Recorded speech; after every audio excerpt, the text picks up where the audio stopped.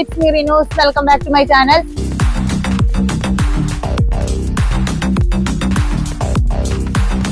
Automobile രംഗത്ത് maximum fuel എഫിഷ്യൻസിയിൽ less pollution ലക്ഷ്യം വെച്ചുകൊണ്ട് ടൊയോട്ട ഇൻട്രൊഡ്യൂസ് ചെയ്തിട്ടുള്ള ടെക്നോളജിയാണ് ഹൈബ്രിഡ് ടെക്നോളജി.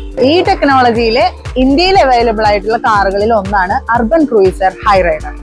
കാണാം നമുക്ക് ഹൈബ്രിഡ് ഹൈറൈഡറിനെ. Come on.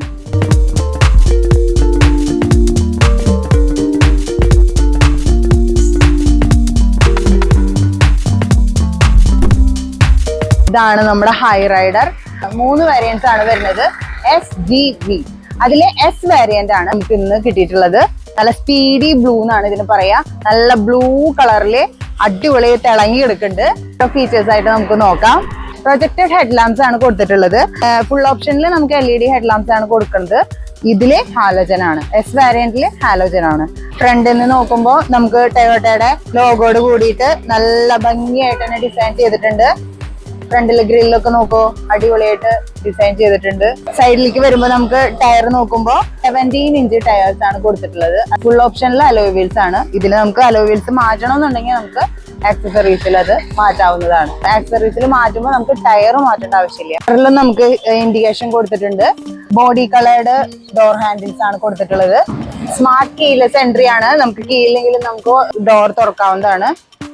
നമുക്ക് ഇന്റീരിയർ നോക്കാം. സ്റ്റാർട്ടിന് പുഷ് ബട്ടൺ ആണ് കൊടുത്തിട്ടുള്ളത്. സ്റ്റാർട്ടിങ്ങിൽ നമുക്ക് നോർമൽ സ്റ്റിയറിംഗ് ആണ് കൊടുത്തിട്ടുള്ളത്. ഫുൾ ഓപ്ഷനിൽ നമുക്ക് ലെതർ റാപ്പിംഗ് സ്റ്റിയറിംഗ് ആണ് വരുന്നത്. 7 ഇഞ്ച് ഇൻഫോടൈൻമെന്റ് സിസ്റ്റം ആണ് കൊടുത്തിട്ടുള്ളത്. ഇതിൽ നമുക്ക് ആൻഡ്രോയിഡ് ഓട്ടോ, ആപ്പിൾ കാർപ്ലേ ഒക്കെ സപ്പോർട്ടിങ് ആണ്. സാധാരണ പോലെ തന്നെ ക്രൂയിസ് കൺട്രോൾ, റിവേഴ്സ് ക്യാമറ ഒക്കെ സെറ്റിംഗ്സ് ഉണ്ട്. മൾട്ടി കളേർഡ് ഡിജിറ്റൽ ക്ലസ്റ്റർ കൊടുത്തിരിക്കുന്നു. ക്രൂസ് കൺട്രോള് സാധാരണ പോലെ തന്നെ ഉണ്ട്. റിവേഴ്സ് ക്യാമറ, പവർ സ്റ്റിയറിംഗ് ആണ്. പാഡിൽ ഷിഫ്റ്റേഴ്സ് കൊടുത്തിരിക്കുന്നു. 4 സ്പീക്കേഴ്സ് കൊടുത്തിരിക്കുന്നു. ഡ്രൈവർക്ക് സീറ്റ് അഡ്ജസ്റ്റബിൾ ആണ്. പിന്നെ നമുക്ക് ഡോറിൽ നോക്കുമ്പോൾ ഡോറിൽ റിമോട്ട് സെൻട്രൽ ലോക്ക് കൊടുത്തിരിക്കുന്നു. കീലെസ് എൻട്രി ഉണ്ടെന്ന് പറഞ്ഞല്ലോ. 4 ഡോർ പവർ വിൻഡോസ് ആണ് കൊടുത്തിരിക്കുന്നത്. മിറർ അഡ്ജസ്റ്റ് ചെയ്യാനുള്ളതും ഇവിടെ കൊടുത്തിട്ടുണ്ട്. ബോട്ടിൽ മാഗസീനൊക്കെ വെക്കാനുള്ള സ്റ്റോറേജ് സ്പേസ് അവിടെ ഉണ്ട്. ഫുൾ ഓപ്ഷനിൽ ഇവിടെയൊക്കെ സോഫ്റ്റ് ടച്ച് ആയിരിക്കും വരിക. ഇത് നമുക്ക് സോഫ്റ്റ് ഇല്ലാത്ത ടച്ച് ആട്ടോ. സീറ്റ് നമുക്ക് അഡ്ജസ്റ്റബിൾ ആണ്. നമുക്ക് അഡ്ജസ്റ്റ് ചെയ്തിരിക്കാം. ആംറെസ്റ്റ് ആയിട്ട് ഉപയോഗിക്കാം. പിന്നെ നമുക്ക് ഇവിടെ ഒരു ലോക്ക് ഉണ്ട്. ആ ലോക്ക് മാറ്റി കഴിഞ്ഞാൽ നമുക്കിവിടെ സ്റ്റോറേജ് ഒക്കെ ഉണ്ട്. ഓക്കെ.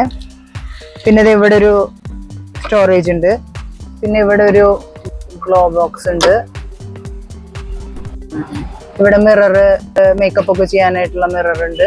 ഫുൾ ഓപ്ഷനിൽ ഇവിടെ ഒരു ലൈറ്റും കൂടി ഉണ്ടാവും കേട്ടോ. ഈ സീറ്റ്സ് ഒക്കെ ഇതിലിപ്പോ ഫാബ്രിക് ആണ് കൊടുത്തിട്ടുള്ളത്.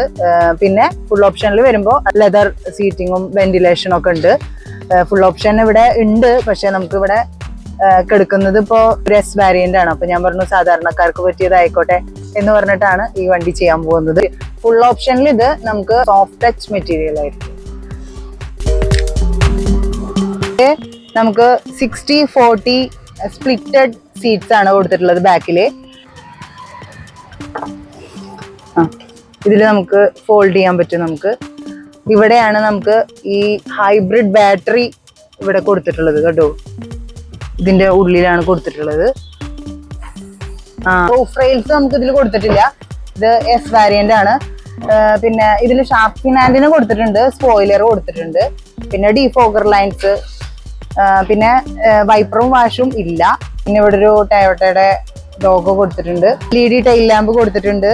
പിന്നെ അർബൻ ക്രൂയിസർ ഹൈറൈഡറിന് ഇവിടെ ഒരു ബാഡ്ജിങ് കൊടുത്തിട്ടുണ്ട്. പിന്നെ നമുക്ക് ബൂട്ട് സ്പേസ് നോക്കാം. ഹൈബ്രിഡ് ബാറ്ററി ആണ് ഈ ഒരു പോർഷൻ. പിന്നെ നമുക്ക് ഇങ്ങനെ ഹൈബ്രിഡ് ബാറ്ററി ഇവിടെ സ്റ്റോർ ചെയ്ത് വെച്ചിട്ടുണ്ട്. അപ്പൊ അത് കാരണം കൊണ്ട് നമുക്ക് ബൂട്ട് സ്പേസ് കുറച്ച് കുറവാണ് ഈ വണ്ടിക്ക്. 360 ലിറ്ററിന്റെ അടുത്താണ് ബൂട്ട് സ്പേസ് ഉള്ളത്. ഒരു പാഴ്സൽ ട്രേ ആണ്. ഓക്കെ. റിയറിൽ AC വെന്റ് കൊടുത്തിട്ടുണ്ട്.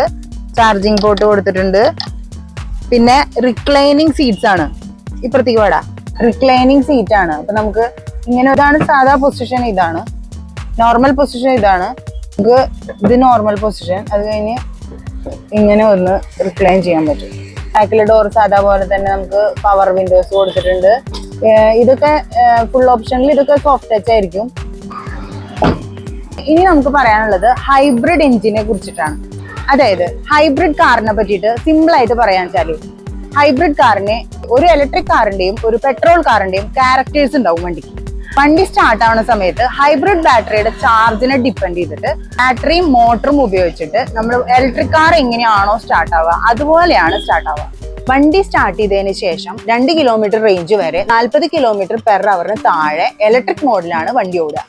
മോഡറേറ്റ് സ്പീഡിൽ വണ്ടി ഓടുമ്പോൾ ഓട്ടോമാറ്റിക്കലി എഞ്ചിനിലേക്ക് സ്വിച്ച് ആവുകയും ഹൈ സ്പീഡ് ക്രൂയിസിംഗ് സിറ്റുവേഷനിൽ എഞ്ചിനും ഇലക്ട്രിക് മോട്ടറും ഒരുമിച്ച് പ്രവർത്തിക്കുകയും ചെയ്യുന്നു. 20% ബാറ്ററിയുടെ ചാർജ് താഴുമ്പോൾ എഞ്ചിനിലേക്ക് മാറുകയും ബാറ്ററി ഫില്ലാകുന്നതിനനുസരിച്ച് ഇലക്ട്രിക് മോഡിലേക്ക് മാറുകയും ചെയ്യുന്നു.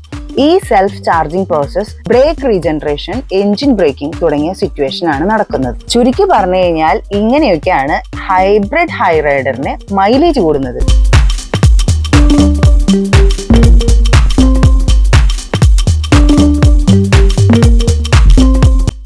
Urban cruiser Hyryder, hybrid ഹൈ റൈഡറിന്റെ വീഡിയോ നിങ്ങൾക്ക് എല്ലാവർക്കും ഇഷ്ടപ്പെട്ടു എന്ന് വിചാരിക്കുന്നു. ഇഷ്ടപ്പെട്ടാൽ നിങ്ങൾ ലൈക്ക് ചെയ്യുക, സബ്സ്ക്രൈബ് ചെയ്യാതെ ഈ വീഡിയോ ആരും കാണരുത്. ഈ വണ്ടീനെ കുറിച്ച് നിങ്ങൾക്ക് എന്തെങ്കിലും സംശയം ഉണ്ടെന്നുണ്ടെങ്കിലും ഈ വണ്ടി ബുക്ക് ചെയ്യാൻ വേണ്ടിയിട്ടും ഹൈബ്രിഡ് എഞ്ചിനെ പറ്റിയിട്ട് നിങ്ങൾക്ക് എന്തെങ്കിലും സംശയങ്ങൾ ഉണ്ടെന്നുണ്ടെങ്കിൽ വിളിക്കേണ്ട നമ്പർ ഞാൻ സ്ക്രീനിൽ കൊടുക്കാം. വീണ്ടും അടുത്തൊരു വീഡിയോയുമായി വരുന്നവരേക്കും ബൈ, സ്റ്റേ ട്യൂൺ.